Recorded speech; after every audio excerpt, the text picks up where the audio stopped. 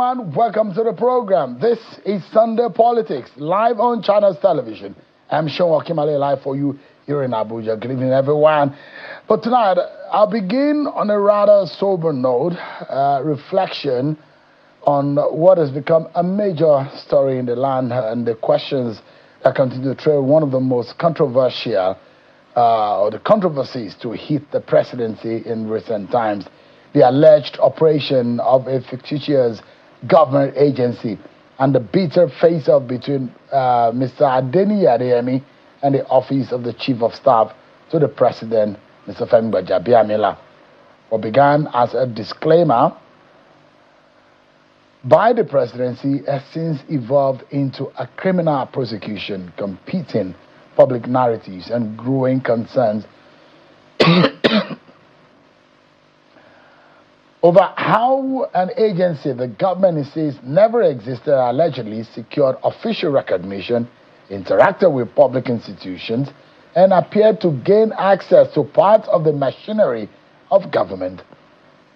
Recent reports have also intensified scrutiny, with the presidency alleging the existence of internal collaborators while investigations continue to dig into unraveling the circumstances surrounding the case.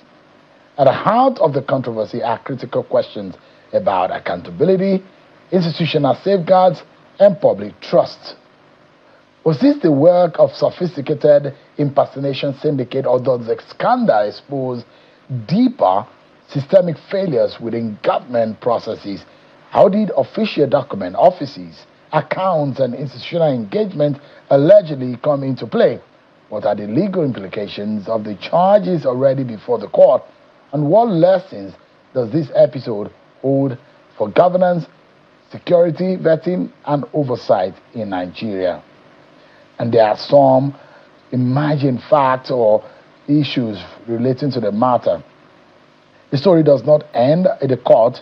Documents now in the public domain indicate that several key government institutions, including the Office of the Secretary to the Government of the Federation, the Office of the Accountant General of the Federation, and the Central Bank of Nigeria, acted on correspondence said to have come from the PFIPC, apparently believing it to be a legitimate government body operating under the presidency. That has inevitably shifted attention beyond the conduct of the accused to the systems within government itself. How did the correspondence from an agency the presidency says never existed pass through multiple institutions without being flagged? Were established verification procedures followed?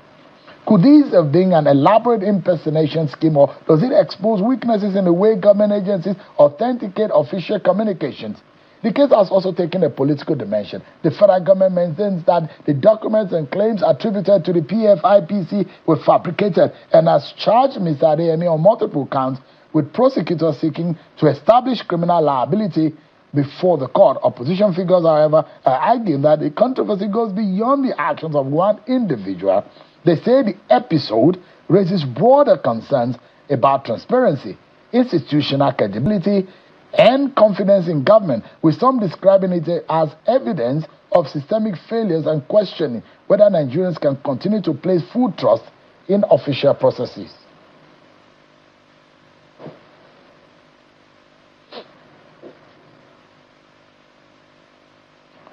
There are more questions requiring a lot of answers. But let's shift away from that and move to some very important issues equally. The Nigerian economy remains at the center of fierce political debate. While the Tinubu administration insists its difficult reforms are laying the foundation for long-term economic recovery, critics argue that Nigerians are enduring unprecedented hardship without corresponding improvement in their quality of life. The latest controversy follows an IMF Article 5 report interpreted by former Vice President Atiku Abubakar as evidence that government expenditures worth about 2% of Nigeria's GDP were incurred outside the official budget. The federal government has rejected that interpretation, insisting there is no shadow budget and that all expenditures were made within the country's constitutional and statutory fiscal framework. Tonight, we examine the economy, the politics, the facts behind the IMF report, and whether President Tinubu's economic reforms are delivering on their promises. Let me first and foremost break it down for you. This is what the IMF report looks like. This is what it says. It says that 2% of the GDP is not properly accounted for, and perhaps there are expenditures that are not straightforward as far as the reporting or accountability is all about. The allegations of shadow budget came from the former vice president, but the government has since rejected it. Let me break it down for you so that you can understand what this all means altogether. First and foremost, what does the 2% of the GDP means?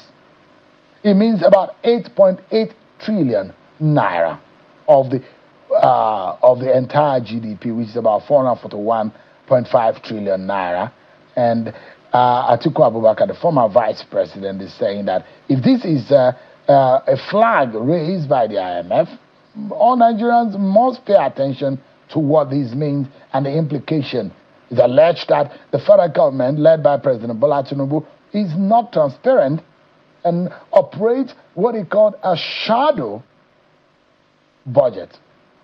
Let me also go further to let you know what has been said.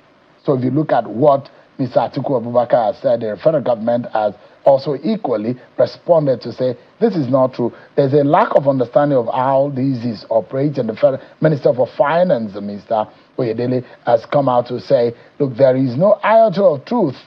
There is no shadow budget. Spending comply with constitutional provisions. Expenditures were authorized through lawful means. And there is no way anybody will spend money without lawful means. Well, the economy is something that gets our attention, the general outlook of it, both the micro and the macro economic indicators. And if I take you back to 2022, to what the economy is, what it was before President Bola Tinubu got into office, shortly a few days before then, and what it is right now, you can make a sense of it for you. But tonight, let's ask some critical questions as to what this means for the average Nigerian, because the economic promises and the campaign promises made by President Bola Tinubu is at the heart of his promise. And he said he's going to fix Nigeria. He's going to radically change things around. But has he done that? Or he has radically deepened the average person into more poverty? The figures are what we are going to be dealing with. Joining us tonight is Dr. Tokpe Fasua, the special advisor to the president on economic affairs, the office of the vice president. Is here live for us in our studio. Many thanks, Dr. Fasua, for joining us tonight. Thank you very much, Shim, and good evening. Good evening. Let's begin first and foremost, because we go into the issue of allegations, but let's go into the realities. The president made some very far-reaching promises on how he's going to make the lives of the average person. And a lot of people will remember those promises on the stage and those he made in rooms with people on how he wants to radically change things around, the reforms that he wants to make, and how radically the lives of the average person is going to change. But the figures are contradicting the positions and the intent of the president. For example, the poverty rate is in the negative. The micro and the macroeconomic indicators are not agreeing. Yet the macroeconomic indicators are looking good, but the average person's purchasing power, the price of commodities, and the ability to be able to provide food on the average Nigerian stable, it has dwindled, and their lot is not any better than the president met it. How do you explain that these policies are really for good of the Nigerian person, or is making their lives worse? Okay, thank you very much. Of course, Mr. President came in with a mind to reform the Nigerian economy for the long term. And of course, there's been a lot of numbers thrown around and bandied about. But clearly, as you have also said, the macroeconomics has been fixed. Largely, you were talking about IMF reports recently, even though I don't know where the representative of the IMF pulled the 2% of GDP from, because it wasn't in the IMF Article 4 consideration report. I'm looking at it right in front of me. I've gone through it several times. I didn't see that item there, but maybe something else is surmised from somewhere else. So, the truth is, of course, if you are going to do reform, It's like what the Yorubas would say, meaning when the ram steps back, it's going to come charging. And I think everybody in the space, in the economy space, who is an analyst and all of that, they've actually seen that Nigeria is going to do a whole lot better going forward. Of course, the worst is over for the economy and for people who have been hit by the downsides of it, especially the inflation that spiked in 2023, 2024. If you remember, and anyone can actually Google it as I'm speaking, inflation fell in 2025. In real terms, the prices of most staple food items fell. And in fact, many farmers complained throughout 2025 about the falling price of food. And some of them said, oh, it's because of the importation of food. But of course, it's not every food item that was imported. So, of course, some food items like rice were imported, and maybe that could have served as a signaling to other food items. And of course, food drives inflation in Nigeria. And so in 2025, inflation fell in Nigeria. The recent slight increase we have seen is as a result of the US-Iran war. And of course, that has also subsided now. I mean, as we speak, just today, the fuel prices went down again. In the last 1 week, fuel prices have been going down. And the fuel prices is one of the key excuses that people latch on to increase prices in Nigeria, which is what we call inflation. And of course, I personally am of the opinion, and my own analysis and research, that a lot of the inflation that happened in Nigeria was actually just price gouging. People realizing that, okay, this is a seller's market. People spend most of their money on food, on a bit of rent or shelter, on transportation. Maybe they're boarding buses or taking taxis and so on. Between food, a little bit of shelter, some transportation, most of people's salaries is gone, whether in Nigeria or the rest of the world, but in Nigeria particularly. And so those people who sell in those axes, they see that there's that vulnerability and they take advantage of it. And of course, FCCPC, among others, they are working. The countries that we try to copy, like the US, every state has very strong price gouging laws.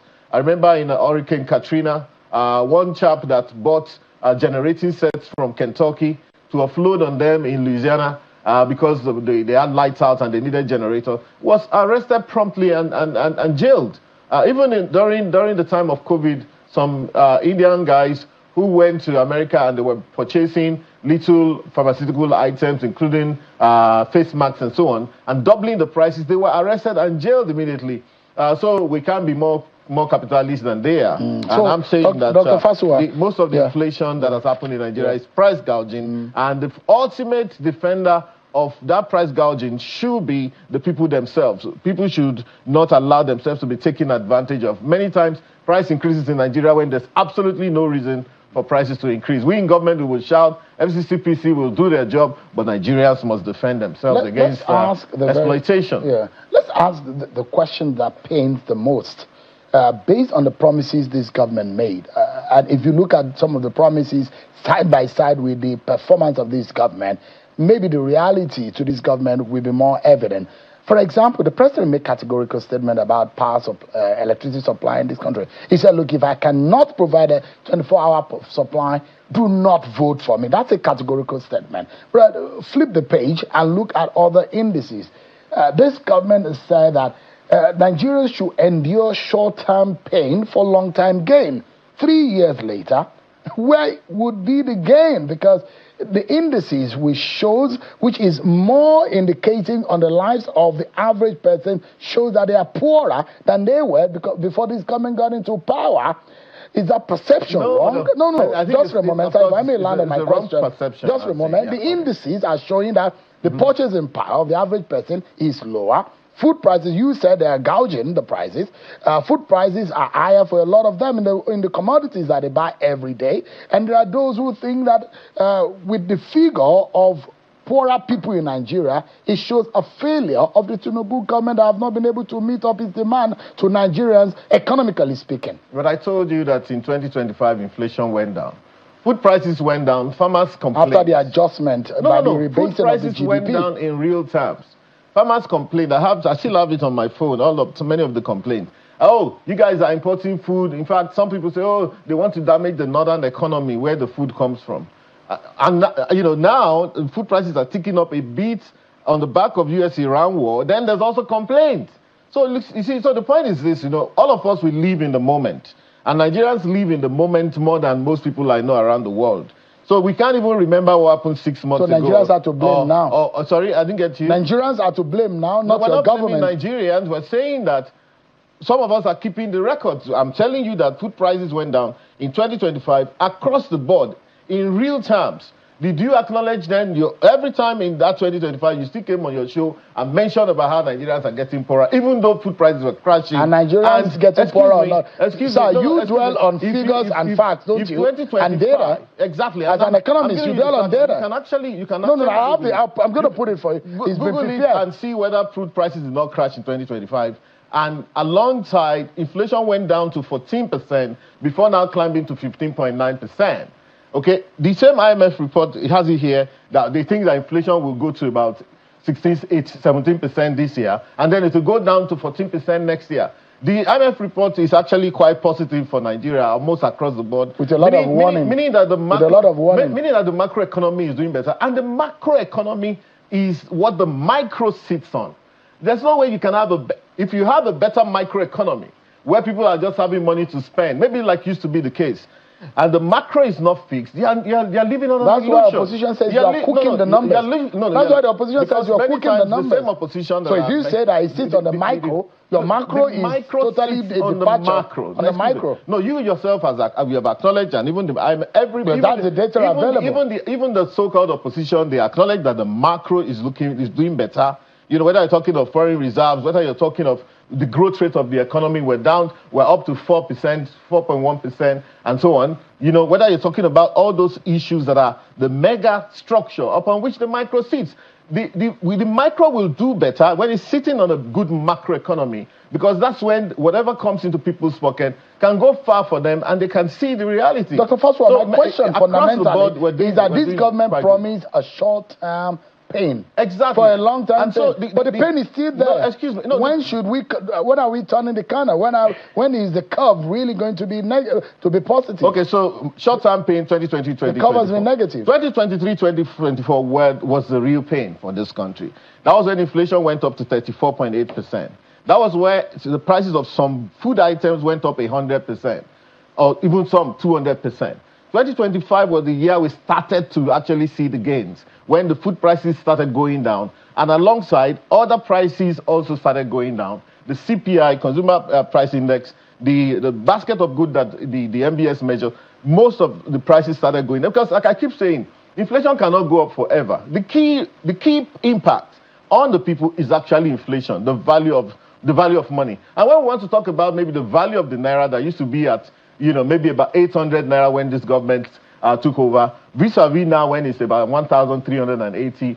So the point there is it has caused some behavioral changes whereby you are seeing that some new sectors have actually emerged in the economy that are doing great, and people are getting involved in those sectors. For example, we look at what has happened with petroleum. Now today, Nigeria is a net exporter of refined products. I mean, for more than 60 years, 70 years that we've been producing crude oil, we were always just selling out crude oil. Now we're actually sometimes even a net importer of crude oil in that sector. Even schools have started to move to Nigeria, foreign schools and hospitals moving to Nigeria, because of course Nigerians are not traveling as much as they used to go and resume in schools abroad, or the so-called Japa phenomenon. Now we're looking at our own economy, and we're looking at what we can actually do with our own currency. And that means that small companies are growing in Nigeria. A lot of people are providing services that never used to be in Nigeria. And I think that's it. People are even traveling to Nigeria from abroad for things like IVF, for things like their dental, even many kind of health needs. People are traveling from abroad to Nigeria to get their health sorted out. So I'm asking, and I think that's that is how to build a country. You advise this government. You were from the private sector. Right. You know what it means when you go to the market. A lot of people are cutting back on how much they spend on food, cutting back on how much they spend on healthcare. Just for a moment, sir. On healthcare. Just for a moment, sir. If I may land on the question, just for a moment. Because I'm asking a question. Just for a moment. If you allow me to put the question, sir. Actually, just I'm asking a question. Of people, you have to be specific. There are people who are cutting back because of the is irrational thinking. When you have less of your people, more of your people who have gone into poverty, people who are complaining that they cannot purchasing power have reduced. It's just commonsensical that people spend less on the basic things of life. People, it depends. See, before I will accept your statement, which is a regular statement you make, and not only you, some of your colleagues as well. It's a very popular statement, and it gives you guys the peeps, among the people. They're like, Shehu is a great, man of the people and all of that, which is great, But you see, the truth is that for you to generalize and say, this is where Nigerians are today, I would like to see your empirical research. How many people have you spoken to? Where are they located? Is the number of your population that you're accessing and doing this research with, is it representative of the Nigerian I'll take you by your own data, as released by your own government. If the producers can put it on, the economic indicators, this is not a popularity contest. That is what I would like to see. I wish you could go to Igboro Kodu, in the thick of the communities there.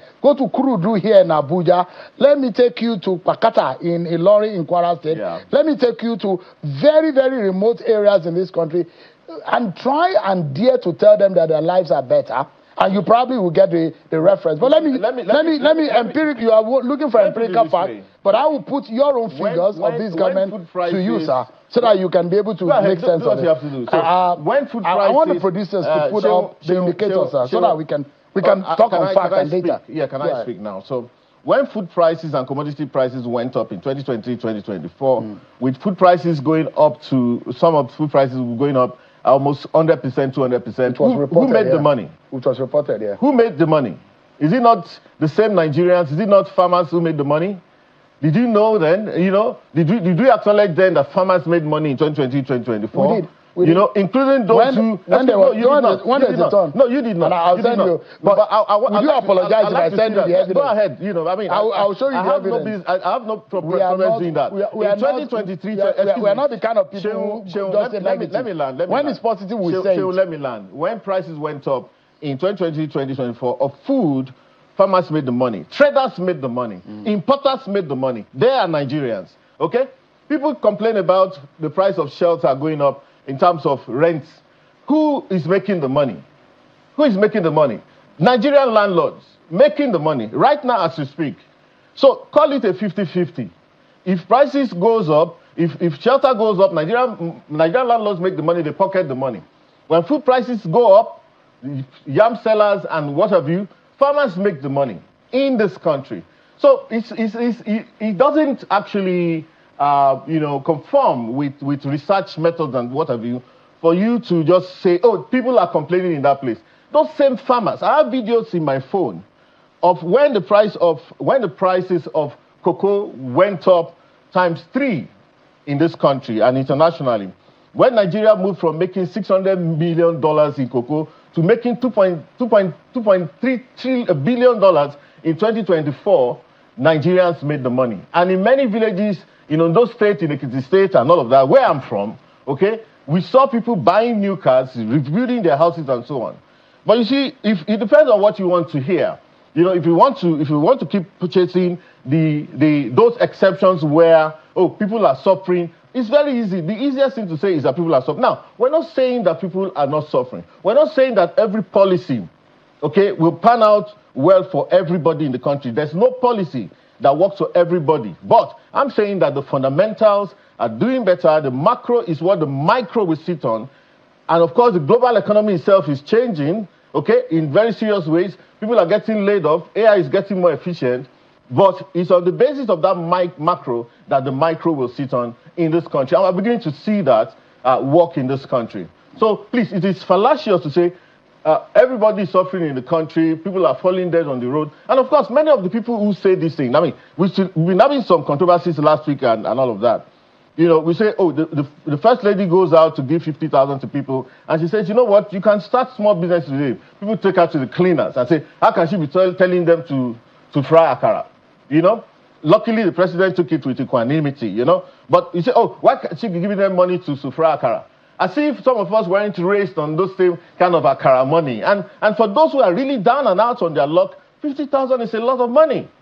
But the people who are criticizing that same policy, when last did you see them give 1,000 naira to anybody? Openly, even film yourself, video yourself and say, oh, this is the corner where I see so many Nigerians suffering in this place, this community. When I got here, people were holding their belly, they've not eaten for days. Please, I'm giving them 5,000 naira. So you will criticize those who are actually trying to solve the problem. The thing to do with people who are really, really suffering and passing through hunger is to give them, either you're giving them cash or you're giving them food. Dr. Fasua, and that's what the government is doing. Nobody will be... We're facing that solution right now. Except if your government has come to sell ice cream. That's the only time you can be happy. Your government will be uncomfortable as long as the things that you promise will make you uncomfortable as long as the things that you promise are not working. On the micro, you didn't put it in our mouth when we say the microeconomic side are looking good. The macroeconomic is looking good because we are delivering on that macro. Because we also put you under pressure to do your work. You made the promise as a government. We put you on your... Not necessarily. The economy was down and out. A responsible government comes 2 months after this government came into power, the economy was in tatters. A responsible government comes and makes promises on the macro and the micro. The micro are the more long-term and more difficult ones to do. A responsible government understands that if you don't fix the macro, the micro will not be fixed, at least for... No, listen, some of these... I've asked you one question that you're not able to answer tonight. And I've asked you, that call, you have not been able... You are dodging, and you're using big English. Nigerians are watching you tonight. And one question I want to know. You advise this government about the economic policies. The question is, the promises you make, you say that there is going to be short-term pain. When will the gain start emerging? Did I not answer you? Except you're not listening. I'm listening to you. What you have to it's 3 years plus. If you bring people here, you have to listen to them. I'm asking you, but you thought you have answered. Listen, when we are listening to you, I've not categorically. Can you say categorically?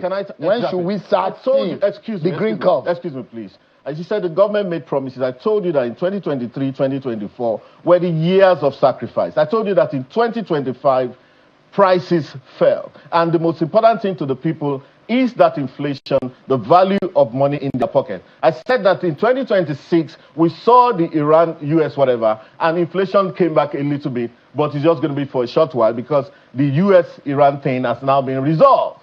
Okay? Have I been clear enough to you? So listen, I'm not, you see, you are more interested in chasing all the bad news. I'm interested in chasing the good news. Because like I said, you know, like you only hear the one that are harder. You're not hearing the softer one. Like Chebe wrote, you know, he said, a naked bird said that since human beings have learned to shoot without missing, he too has learned to fly without perching. So for every negative news you decide to put out every day, I've also, you know, I've steeped myself in looking for the positives to say, you know what, there's hope. Because it's a matter of time. Now, listen again. 2020, 2024, pinch, okay, naira value inflation. 2025, you pass through in this country, and we never acknowledge the fact that the government made food prices fall. One of the opposition members, whose name I would not like to mention because he flip-flops a lot, actually jumped on the bandwagon to start saying, oh, the Nigerian farmers are suffering. When indeed, the point was value of the price of food fell across the board.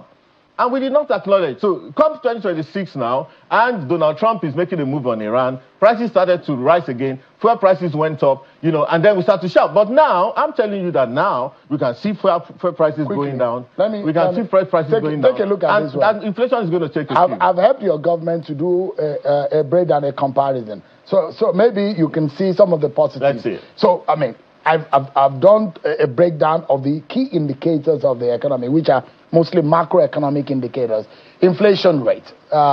This is what it was in 2022, just before the end of a year before the end of Buhari's government. In 2023, this was what it looked like. You see the unemployment rate, public debt, official exchange rate, foreign reserve, GDP growth rate. This is your scorecard. How would you score yourself with this? Oh, this is at least 60%, right?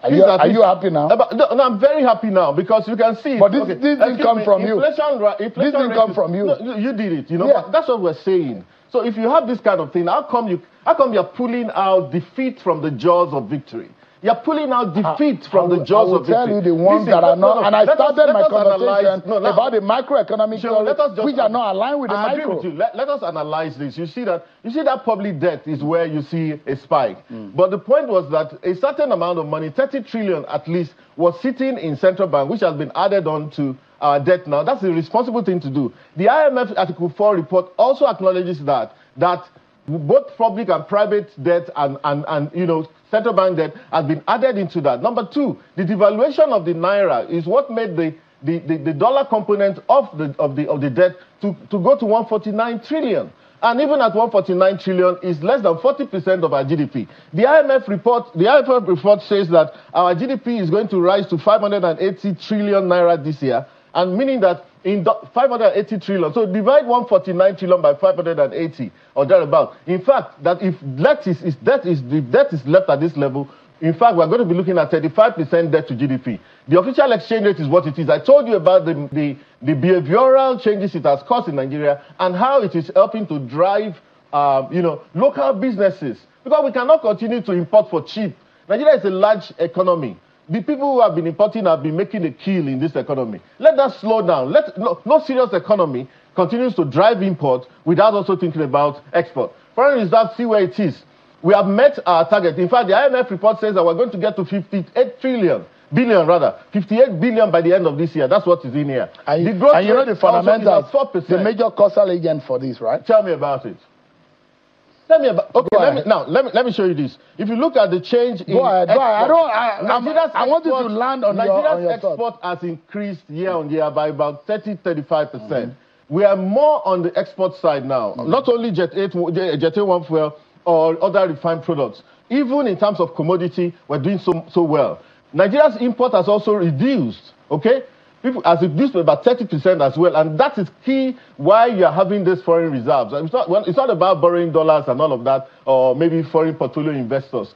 This is solid, 51 billion, and like I said, you can see it here if you have the IMF Article 4 report, that Nigeria's reserve is supposed to close at $58 billion this year.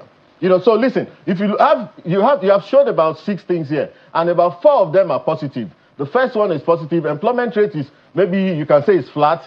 Public debt looks negative, but I've explained to you. Official exchange rate looks negative, but I've also explained to you. Reserves look positive.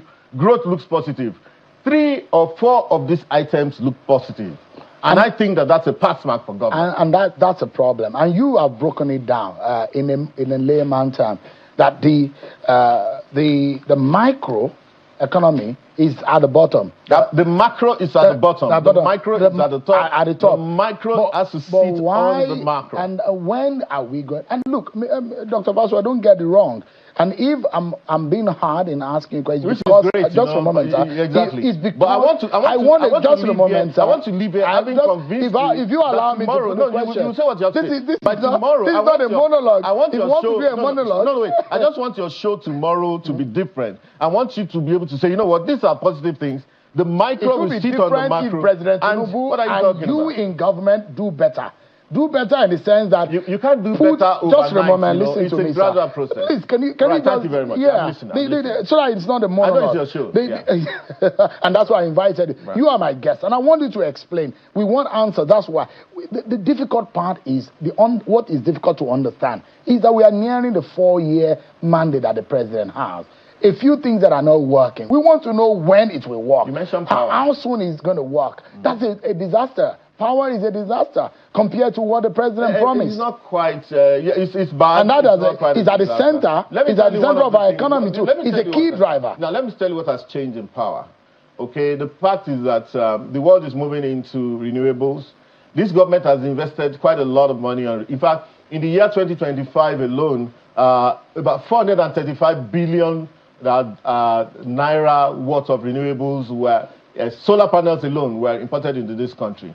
Even though, funny enough, in that same year, 87 billion naira worth of solar panels were exported from Nigeria. There are companies now that have been set up in this country producing solar panels. One of them, One Levine, owned by Zanogbe and Co. These guys are doing well. Just like the vice president opened the lithium factory in Nasarawa the other day. These are the macro that the micro will sit on. whoever can avail themselves of jobs in those places, even if it was a laborer job, there are jobs going out. No, we are not measuring these indices properly. Not even the IMF and World Bank. Of course, they don't even have what it takes. They don't have the structure to be able to tell what people are going through in this country.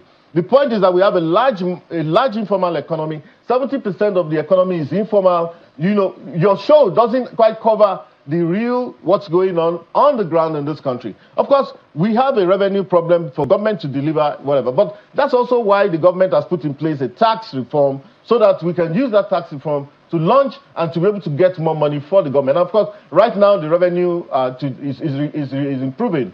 Now we have moved from 10%, in fact, call it 7% revenue to GDP to 13% revenue to GDP. Dr. Fasua, we're on our way somewhere. You were in the private sector at this point in time. Yeah. We will judge you. We will judge you. We will judge you. If you were, for example, if you were in the university for a 4-year course and you promised your parents a first class at this time in your academic career, right, if you will know whether or not you have a first class or whether you have failed. At this time, this is not the time that you will say, give me some more time, I will still give you first class when you are in third class.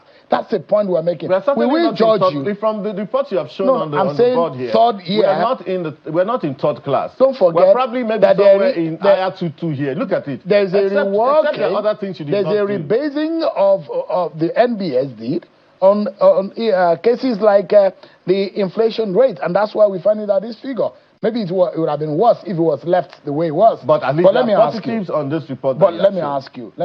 Right. If you were, as an advisor, if you were an ordinary Nigerian citizen with earnest, modest income, would you honestly say your quality of life is better today than it was 3 years ago? Well, it depends. Honestly speaking.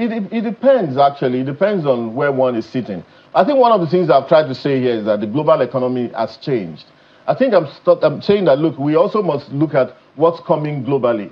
Honestly, if President Nigerians should endure more. If President Tinubu had not done... Is that your message tonight? Nigerians should endure more.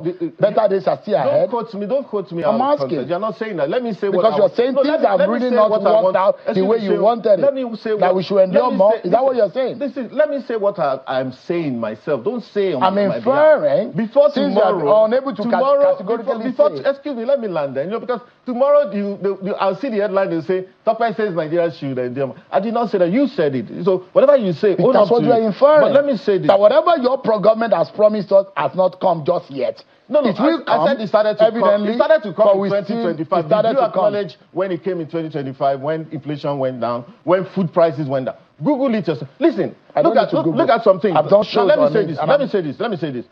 The other day, I went to AI and just said, you know what? Look at the fact that every state government is paying their salary, their staff salaries and so on. You know, I went in 2011 and 2013. It showed me clearly that in 2013, 22 states were owing salaries of their people. Now, if that was the case, in 2011, the same thing. I know that even in 2022, there are some states that were owing 18-month salary. I remember Kogi State, Osun State, 18-month salary. Many were owing 6 months, 12 months, and so on. So let's be truthful to ourselves. Now, you have a government that comes, at least everybody is getting their salaries. Most pensions are getting paid. Remember when old soldiers used to come to Area 8 here to demonstrate? Have you seen them recently? Old soldiers, they used to come here to demonstrate. Some of them will die there. Under the PDP government. Some under the Buhari government. Can you see it anymore? The government has done the right thing. And so you can say that what we have done is not enough. If the government has pushed a lot of resources to states, local governments are back in action. Some local governments are getting 1 billion every month, some 2 billion. Everybody is looking at Bola Tinubu. Bola Tinubu has done the right thing on the macro side. All right. Listen. And people say, oh, the other time someone said, what has the government done with its own allocation? You know what? The federal government pays at least 2.5 million people. The only Lagos state is paying more than 100,000 staff. Only Lagos state, among all the states, has more than 100,000 staff. The federal government is the whole police, the whole civil defense, the whole Nigeria Army, Navy, Air Force. Almost 2.5 million people being paid by federal government. The federal government is carrying too much of the body. I also will tell you here, Shehu, I looked at the debt profile, this debt you're talking about. Federal government is carrying 93% of the debt. States are carrying only 7% of the debt. It's as if they have shoved their responsibility on the federal. The federal is carrying too much. If you ask me, I would say, listen, that number should not be more than 75 to 25. The states can take initiative, right? They can take initiative if they like, if they have good projects. Now is the time for them to go and come together, if they like, assess international market, assess local market, do big projects that can transform the state, and Nigeria can borrow more. At 40%, it's as if we don't know what to do with money. So, Dr. It is bad treasury management for us to be carrying this kind of facilities that you guys are shouting about. Fasua, bad treasury management. Let's take a break. But when our peer companies are borrowing 70% of their GDP, go to Kenya, go to Ghana, go to South Africa, go to Egypt, you know, and then we see... I need to take a break. I need to take a break. But I would like to remind you, you advise economically, you don't advise politically to this government. But the economic side of things will determine.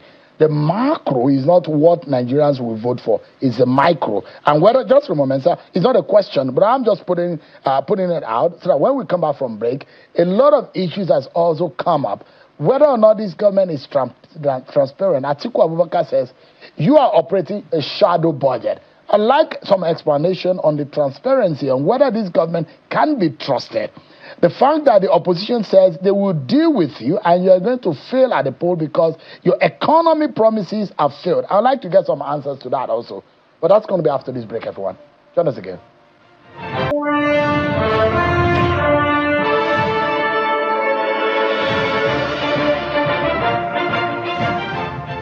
Thanks everyone for staying with us. Dr. Tope Fasua is this advisor to President Bola Tinubu on economic affairs in the office of the Vice President. Thanks so much, Dr. Fasua. Thank you, I appreciate it. Let's get back to the conversation around the performance of this government, because when the politics come, and I see that the opposition is very happy. I'm happy for the good things that have happened. Opposition is happy that they have tools to campaign against this government. And they are confident that there's no way the government can perform magic, especially on some of the promises you made to Nigerians and how you can be able to redeem those promises before election. And any politicians will be happy that your party and your government is failing in its promises, and that can be used as a tool, because it's the microeconomic side of things that the average voter will be able to relate with. Don't you think that your party is going to be in trouble? I think that's... Thank you very much. But I think, first of all, let me quickly address the issue of electricity. My simple one comment I just want to make on that is that the amount of investment that government has made on renewables, which is actually the future of electricity, should be added to those national grid thing, which always keeps failing us from time to time. Quite a lot of money has been, so I need to get the actual megawatts that have been deployed through this alternative, because it's the alternative that will solve the problem of very small businesses and households. That's the future. I saw a video recently in a kind of ghetto area in Nigeria, and there were solar panels all over the place. And I keep saying, the second to last time I traveled to the UK, right from the airport, I saw advertisement by the government of UK asking citizens of UK that if they wanted solar in their houses, they should actually approach government for some part financing, and that's the UK where they don't even have a lot of sun. So it's the kind of thing that we're looking at in this country. The second aspect of the micro thing, the opposition and all of that, I think the real trick there is the fact that the federal government has pushed a lot of the responsibility to the states and the local government. And Mr. President is big on local government autonomy. And I've told you the kind of numbers that some local governments are getting. All those little things like fixing poverty, for example, it's actually a local government thing, because the local governments are the ones that are closest to the people. In 1999, I used to go to many local governments. I was working in the banking sector then. But I used to go to a lot of local governments in Lagos. I remember Ifako Jaye, Mushin, under Gio Solomon, Ifako under, I forget his name, I think Adeola, and so on, Apapa, up to Ikorodu, everywhere. And I saw how the local governments were still working then, quote and unquote. The hordes of people that will come to local government, the people who are really down out and out on their luck, they go to the local government chairman on a daily basis. So the solution to poverty, really, that we're talking about, is actually at the local government level. And that's the reason why the president has advocated for local government autonomy and has also ensured that the states are a lot more powerful now in terms of the funding that they're getting. And I mentioned to you the fact that, those days where civil servants will be owed 18 months, 12 months, 6 months, is gone. Pensioners are getting their money and all. And I think that's where it matters. And of course, if opposition will think that it's a government that actually pushes finances to the state and the local governments, okay, that ensures that salaries are paid on time and the most vulnerable part of our population actually gets something. So I'm saying that, look, I can tell you. I wonder what your party will be telling the average Nigerian people. I can tell you that, honestly, for the very poor people in this country, the situation is getting better. And perhaps better than it used to be, honestly. Because if you are raising money to local government and to state government, that is where it's at. But Tinubu cannot go and give the local man... Let me tell you, the lessons learned from the China Poverty Eradication Program, what they did was to get documentation on every household. So if you really want to solve the poverty problem, you are talking about getting documentation on each household. The federal government knows that you cannot do that. You can only do that through the local government, through the state government. These monies that have been pushed to them is what is going to win the election for us. I have no doubt that Bola Ahmed Tinubu is coming back in 2027 anyway. On what basis? On the basis of what I've just told you. The performance of this economy? Replay what I just told you in the last 5 minutes and you see the basis. All right. Because the real action is at the state and the local government, and that's where the people live. All right. Let me take you to transparency and the half-hearted nature of budgeting under this government. Even the president has said he wants the 2 or 3 budget cycles that are being, in operation to be consolidated. It shows that there is a problem with this government's ability to be able to coordinate itself in terms of budgeting. Come on, but I mean, every government has always... I remember under the PDP government... I've not asked any question. No, excuse me, under the PDP I've not asked any question. When they would do budget... I've just put the fact that even the president realized that there's a problem with the budgeting... Because when you say... You made an allegation against this government. Not an allegation. And I'm telling you that... Listen, a statement of fact. Fair enough. I'm telling you, I remember when budgets were done in September of the given year in this country. I'm an economic historian. I'm a writer. I'm an economist. And from Okonjo-Iweala, that has been corrected. No, it wasn't corrected. Before Okonjo-Iweala left being minister, was corrected it was corrected under Buhari. In the 3rd year of Buhari, was consolidated properly under January Buhari. To December thing Okonjo-Iweala tried to stabilize it. Because you guys always like to push and say, oh, in the ASEAN days of the PDP and Okonjo-Iweala, give me a break. 2013, Okonjo-Iweala was here. How come this government took us back? 22 states were owing salaries 10 years ago. 22 states were owing under the same Okonjo-Iweala. Now, I'm not saying that she's not a brilliant person. She's brilliant. Her IRA is gone. Okay, but let's be very factual. And listen, I mean, we live in a free world of information. Anybody can take it to AI and get the details there. What happened in 2013? 22 states owing 25 states owing salaries. I'm talking about now budgeting. No state is owing I'm talking about budgeting. Budget was consolidated by Buhari government. In the 3rd year of Buhari government, the January to December thing was done. But by towards the end of their government, this government now... And we took over in May 29, 2023, and of course, a budget was running then. And of course, so if the budget is running... And 3 years down the line, you've still not been able to balance it. We're almost there. I mean, it was 3 budgets running at some point. Now it's 2. But let me put the question, sir. And then we can move on. Atiku Abubakar, for example, is latching on to the IMF report, which says that figures representing about 8.8 trillion naira was spent outside the budget framework, alleging that this is completely wrong and is drawing a different conclusion from the IMF's findings. Or what do you think? Because his own allegation is that this government is very opaque, non-transparent, and shady in a manner in which he puts across... I have the report of the IMF in front of me here. Honestly speaking, like I said before, I don't know where Ebeke, the representative, brought the 2% of GDP from. And of course, he has been asked to clarify by the Minister for Finance, Mr. Edele, but I can't see that item here as a communication from the president of the IMF to Nigeria government. The IMF said that there is a gap between reported expenditure and actual financing needs.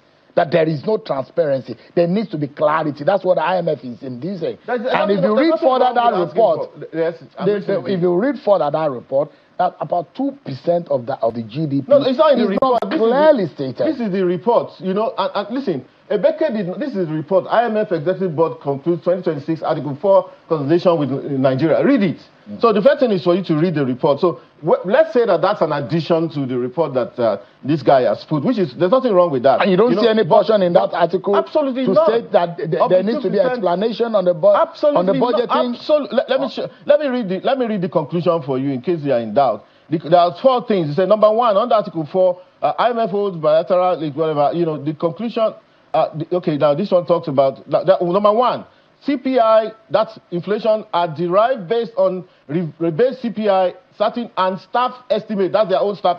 Number 2, it says that gross debt figures for the federal government and the public sector include overdraft from the Central Bank of Nigeria. That's the 30 trillion I'm telling you, the ways and means. You see, number 3 says it's something includes both private and public sector. Number 4 says based on the IMF definition of gross international reserve, whatever, GIR, something. IMF balance of payment and whatever, that GIR was lower than CBN official gross reserve as at the end of 2025. He was talking about reserve. That's the observation from that report, and then the report closes. There's nowhere that he talked about 2%. But listen. No, if indeed there is a 2% problem, the Minister of Finance has answered the IMF to say that perhaps they confused some spending on things like the deductions that some agencies have to make from their collection, deductions or interventions on defense, what they call statutory transfers, and all of those are the things that they may have confused, so that we are running this budget based on the law, and there's no. Why would we be understating? Because I need to run to another break. Then I'll come back to you to conclude. If we understate, if you're saying that we have understated our deficit, then the point is, where are we financing that from? 8 trillion. Give me a moment, sir, because I need to do this break. We'll be right back to conclude the program, everyone. Our concluding moment with Dr. Fasua, and I'd like to ask you. President Tinubu repeatedly has asked Nigerians to be patient, and this as a parting shot. At what point does patience give way to accountability? And what benchmark should Nigerians use to judge whether these reforms have truly succeeded? We have just about 40 seconds to close. Okay. No, accountability, demand for accountability is a constant. Even under Donald Trump, under Keir Starmer, or whoever is the PM, they are still demanding for accountability. These are civilizations that have been around. US is marking 250 years. This one has been around for more than 1,000 years and so on. So there's nothing wrong if the people ask for more accountability. The biggest room in the world is the room for improvement. So we're not asking just for endless patience. And I've been able to show you here that at least there are some things that we've got to try, even on the micro side. Now, I think one of the things that must happen now is that, please, if local governments in Kano, some of them are getting 1.5 billion every month. Now is the time to know who your local government leader is and to say, okay, what are you doing with the money? You say, oh, you're paying teachers. How many teachers? Are you employing the teachers? And all of that we need. Listen, Nigeria has, I just wrote an article today in the Premium Times and I think the Cable, which I looked at the impact of AI and the fact that people are being laid off everywhere. So, but we have an advantage. We are employing into security services. We need more in security. We have gaps in the educational sector, in health sector, in social services sector, and so on. So we still have an advantage to be able to have the fundamentals of our economy to come together. Dr. Fasua. I see hope, and I believe that this government has succeeded to succeed. And we're going to get there as a people. The micro. We are totally out of time. On the macro. Micro. Dr. Fasua, thank you so much, advisor in the office of the president. Thank you so much indeed for your time. I appreciate it. Thank you, sir. That's our show for today, everyone, man. Thanks for watching. I'm Sean Okinale. God bless.